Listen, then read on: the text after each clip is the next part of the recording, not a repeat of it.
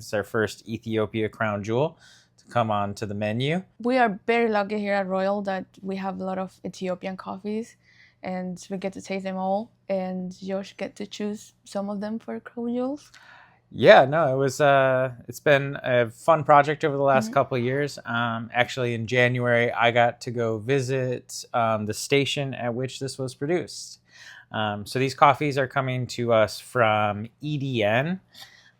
They operate a number of stations. I think they own and operate 5 different stations throughout the Yirgacheffe, Gedeb zones, Guji, and then work with about 15 other stations to produce coffees, most of which Royal is purchasing. Over the last couple of years, this relationship has really blossomed, and they're providing more process-forward coffees. I'm very fan of Ethiopian coffees, Yirgacheffe coffees. They're delicious. They're beautiful the way they are. And now with all this like boom of co-fermented coffees, why we have this co-fermented? Why Ethiopia and why we like them?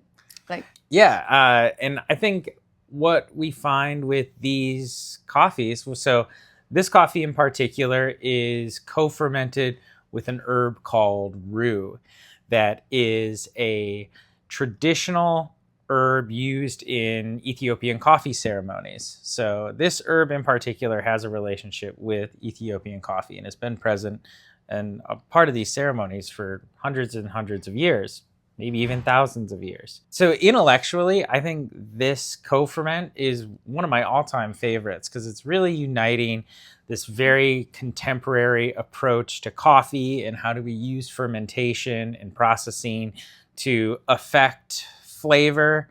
Part of what I love about this station in particular, Banko Chelchele, is how clean and precisely they're done. Not super process forward. There's definitely a little bit in there. Very clean stone fruit flavors. But this rue used in there, it unites that tradition with these more contemporary processing techniques. And that makes a lot of sense for me, knowing that plant a little bit because we have something similar in my country, and we use it also for medicine and also for cleansing and all those things.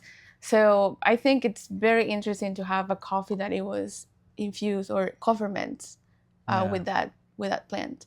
And during the roasting process, I don't think the process it will affect the way you roast the coffee like other co-ferment coffees does. This one it's like very normal into the roaster. I can roast the coffee as natural Yirgacheffe coffee, and the results is beautiful. You have all the flavors from the coffee. You will not gonna miss the beans and all the florals and the sweetness of the coffee, but you're also gonna have that botanical kind of like touch that they're giving to the coffee. And for me it's like Ethiopian people showing us how they drink their coffees, like the traditional way to drink their coffees. To have it be present in this cup.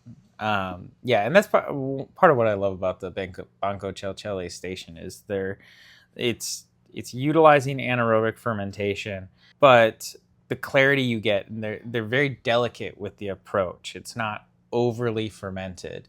They're very precise with it, and it translates because you still get a lot of character out of like traditional Ethiopian profiles, washed and natural process. That florality's there. It's got like the soft citrus.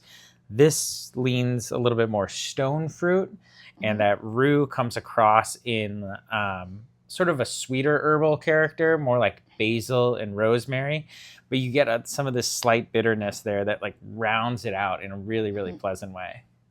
Yeah, it's a very clean, natural with this kind of special touch, but you still have all the flavors from the region. So beautiful coffee, intellectually really engaging, and really excited to highlight our relationship with EDN and in particular the Banko Chelchele station.